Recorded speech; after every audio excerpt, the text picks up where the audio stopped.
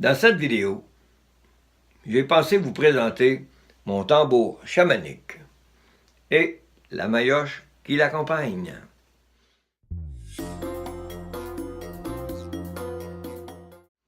Mon tambour chamanique est construit en peau de wapiti avec un cercle de bois en cèdre. Le tissage est fait à la main et comme vous le voyez en arrière, il y a un petit sac rouge dans lequel sont déposées à la fois une pierre semi-précieuse et les herbes sacrées dont j'ai parlé dans une vidéo précédente. Ce tambour est un tambour chamanique de guérison, c'est-à-dire qu'il peut faire une guérison à la fois physique, spirituelle et psychologique. Comme vous le voyez, le tambour comporte de nombreux motifs. Le nord de mon tambour est ici. On dirait parfois que c'est un ange qui a les ailes ouvertes. Et en bas, on voit comme des gardiens qui tiennent chacun un grand bâton cérémonial. Ce tambour a 4 sons.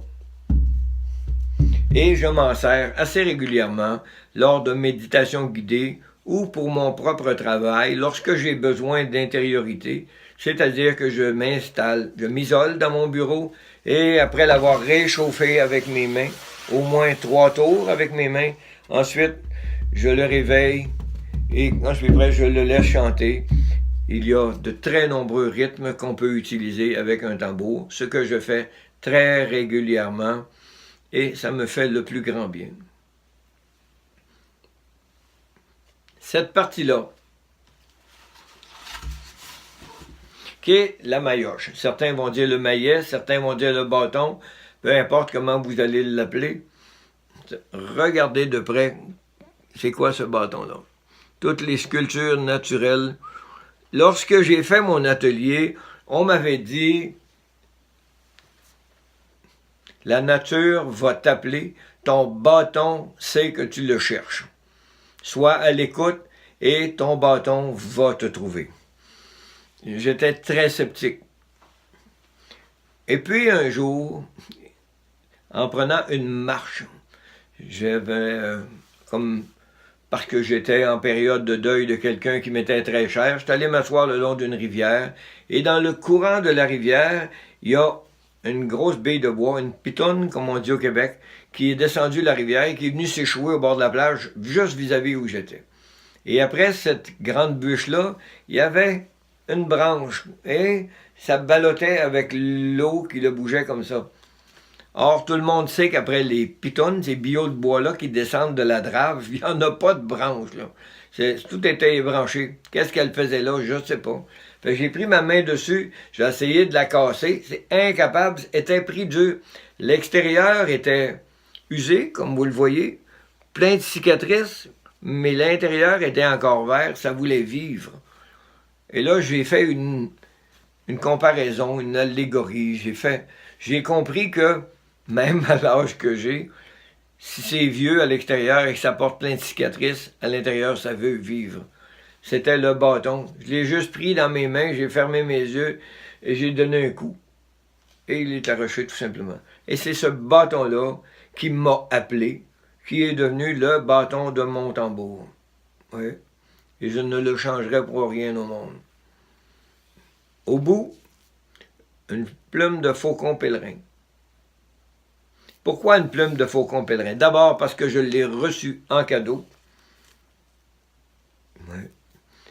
Le faucon pèlerin, selon certaines traditions, c'est l'animal du matin. C'est le premier animal de la création qui ouvre ses yeux, qui prend son envol avant même que le soleil se pointe. Il regarde partout et quand il est en haut, il appelle les chiens et il appelle les coqs. Réveillez-vous, ça va bien encore aujourd'hui. Les coqs répondent cou, cou, cou, et les chiens c'est ça. C'est l'oiseau du matin, on l'appelle aussi le messager des dieux. Et c'est pour ça, pour moi, pour mon travail de médium et de chaman, il m'est très utile. Évidemment, sont accrochées les 7 billes. Si vous avez écouté les vidéos précédentes, vous savez, vous connaissez le sens des billes. Je peux prendre un instant pour vous le répéter. la bille verte qui représente la terre-mère, celle sur laquelle nous marchons et que parfois nous avons tendance à mépriser. La bille jaune qui représente le matin, le soleil du matin. La bille noire qui représente l'ouest, qui représente le courage de puiser en soi, de guérir, de rentrer dans notre caverne intérieure, parfois même de souffrir pour pouvoir grandir et en ressortir transformé. La bille en or qui représente les valeurs que chacun a en l'intérieur de lui ou de elle, les valeurs auxquelles vous ne renoncerez jamais, peu importe ce qui va se passer, et que vous espérez vraiment transmettre aux générations qui viennent. La bille rouge qui représente la bille du Sud, la couleur du sang, la couleur de la force. Quand vous avez l'impression que plus rien ne va, que vous continuez, puis vous continuez, puis vous continuez. C'est la bille rouge. La bille blanche qui représente le Nord, les cheveux des anciens, la sagesse, cette partie auquel vous avez besoin de faire appel très souvent, parfois de consulter un sage, de demander à quelqu'un qui a de l'expérience. C'est aussi les épaules sur lesquelles vous marchez et les épaules que vous vous apprêtez d'offrir aux générations qui vont vous suivre. Et la bille bleue qui représente l'univers spirituel, tout ce qui est en haut, tout ce qui est plus grand que l'être humain et auquel on donne toutes sortes de noms, toutes sortes d'habitudes, toutes sortes de créations, toutes sortes de religions, et qui pourtant se regroupent tout simplement dans une petite bille bleue. De la terre au ciel, en passant par tout ça, pour moi, les 7 billes représentent les 7 directions. Et ce sont ces 7 directions-là, lorsqu'elles rencontrent mon tambour chamanique,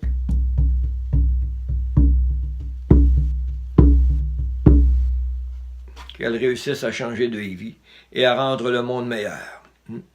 Ce que je vous souhaite. Bonne journée.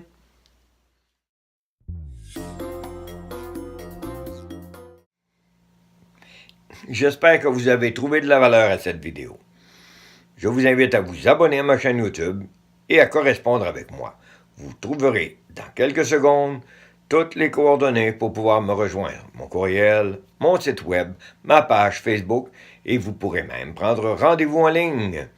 Au plaisir de vous rencontrer. Mon nom est Pierre Simard. Je suis médium et chaman.